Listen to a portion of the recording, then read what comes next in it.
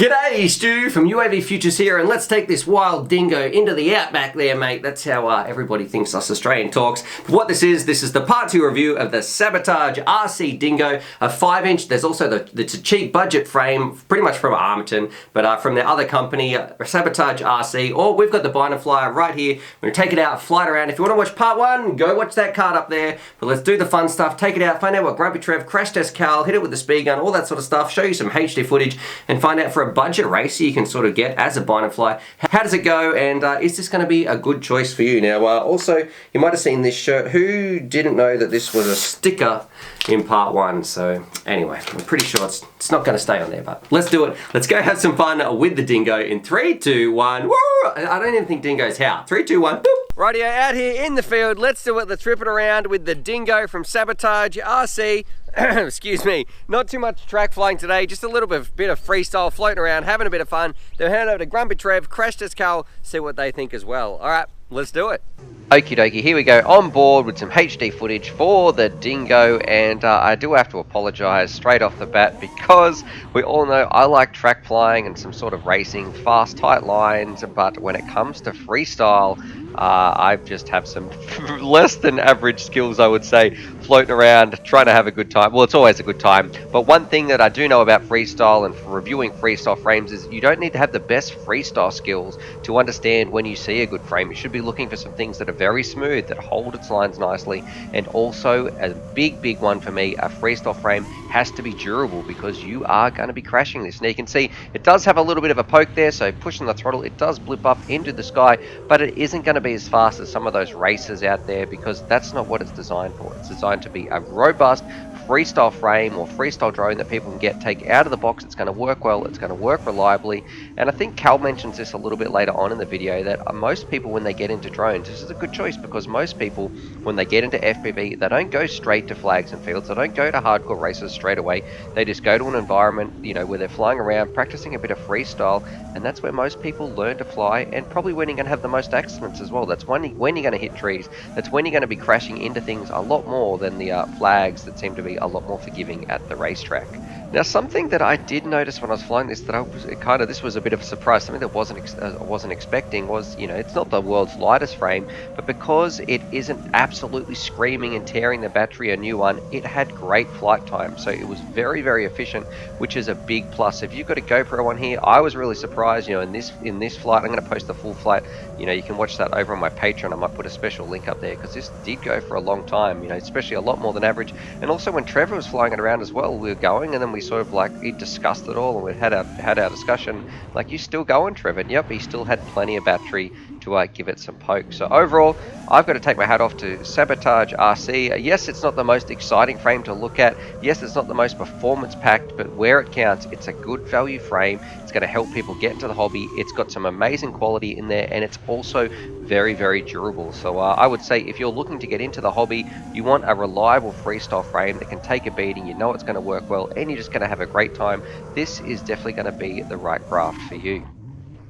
Something that I forgot to mention too in my part 1 was, I know when I was linking the bind and fly, well that's what I'm flying here, this is straight out of the box, but you also get 2 spare arms as well, so if you happen to break one of those, you know, and they are pretty thick as well, they're included. So I really like that feature, so it helps people get back into the air very quick, and you don't have to pay a premium for it. So if you can pick one of these up, I know the bind and flies, they at least come with some spare arms as well, so I think that part is pretty cool. But what we should do, let's turn it over to Grumpy Trev himself and also CTC, see what they think about the dingo from Sabotage RC, and you guys can stop suffering through my poor acro skills. So yeah, I'm sorry about that part.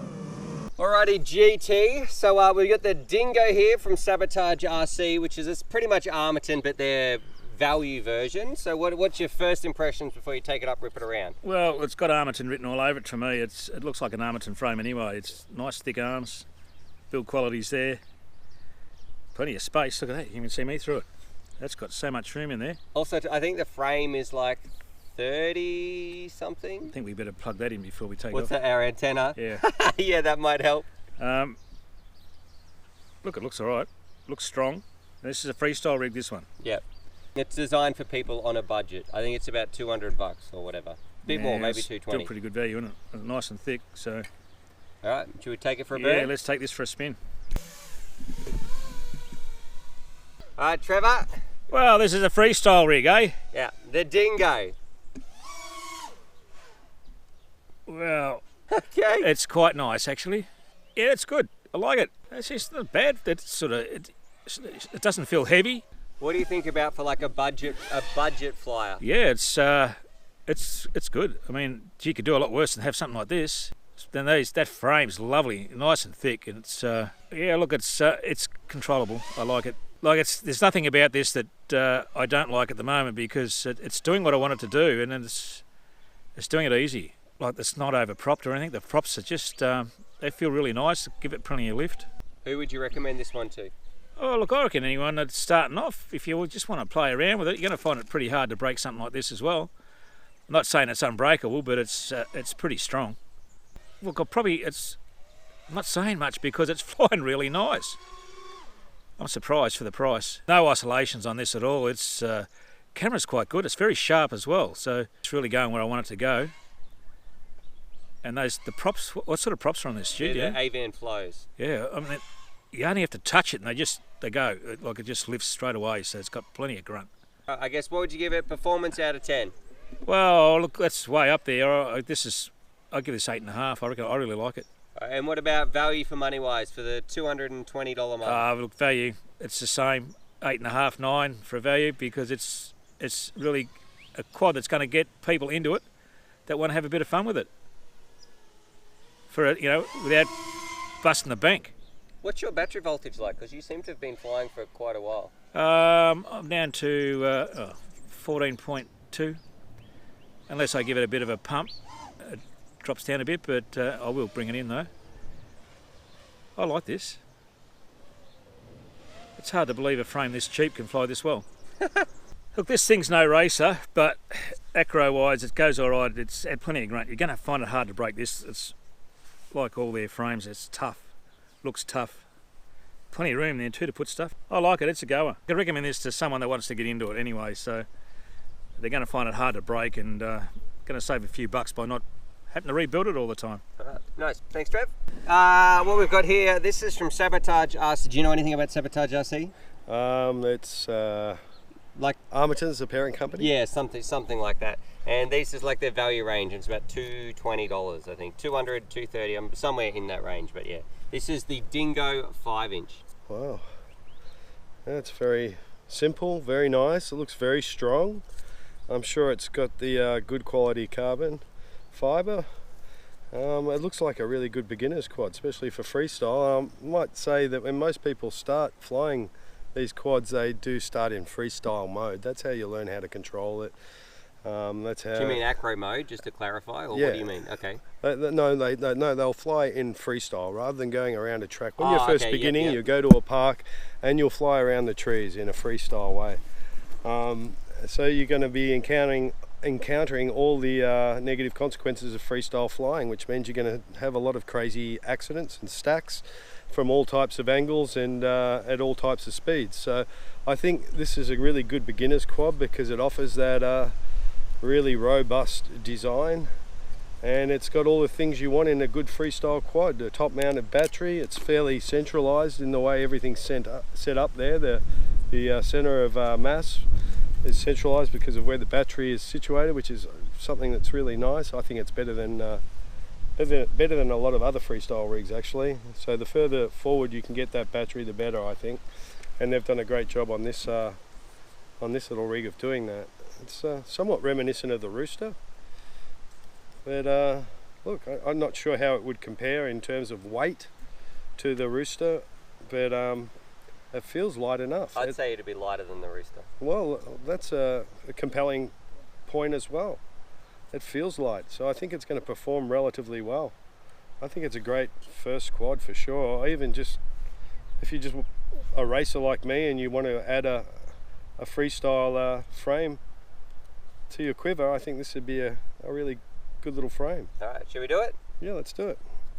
Obviously the motors determine what kind of punch this thing's going to have, but just the way it handles, the way it turns, it feels like a freestyle frame to me. But obviously compared to the races we're normally reviewing, it doesn't quite have that racing poke that we're used to. But that's okay because we don't need that here. Well, because we have a freestyle quad. You mean on this craft? You don't need a free. Okay, yep. Exactly right. The way this thing is currently configured, it feels really smooth. I don't do much freestyle flying anymore, but when I first started, that was all I did pretty much. And to have something like this back then, something as robust as this and something that flies as well as this, wow, that would have been a thrill. But the fact that someone can come straight into the hobby now and buy something that works this well, almost off the shelf. Does this come in a bind and fly version? Yeah, this is the bind and fly, so okay, it's $220 to get this. The fact that you can buy this bind and fly and it's going to work straight out of the box more or less. Look, you haven't done any tuning to this, have you, Stu? No. This is just fine. It doesn't need any tuning the way it is, and it's just performing really reliably and predictably, and like I said, it's going to be robust whenever you stack it, so it'd probably be good for a good bando flyer actually, because it's so cheap. If you ever did really wipe it out, at least it would be cheap to replace it. So like I said, you know, Chris at Armiton's known for paying a lot of attention to the kind of carbon fiber that he uses on all his stuff, so I'm sure this is just the same as the normal Armiton brands in terms of the quality of carbon. I'm not sure about that, but it looks to be very good quality. So no, look, I think anyone that gets this as a freestyle flyer, be it for a first quad or a 10th quad, I think you're going to be very happy with it. I think it's just a good practical frame.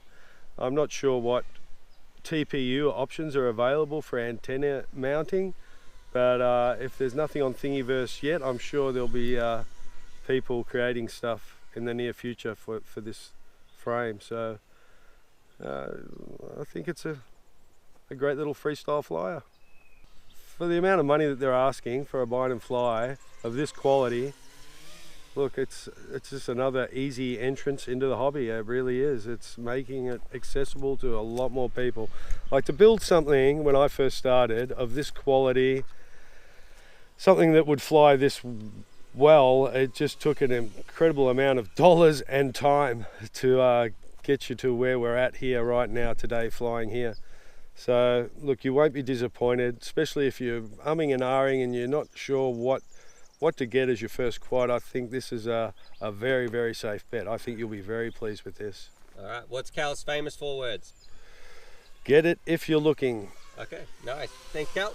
Alrighty, thank you. That was good timing, coming in for a landing. A crash. He just couldn't help himself. That was a happy bounce. Nothing more. Alrighty, so there it is. There's my part 2 review of the Dingo, taken out for some freestyle action. And yeah, I know I don't have the freestyle skills to really do this thing justice, but overall, I think if you want to get something, you can. It's still a strong, reliable little rig. It's got some great quality, and what I love from a company like Armiton, the parent company, to have their little thing like Sabotage RC for you budget flyers out there.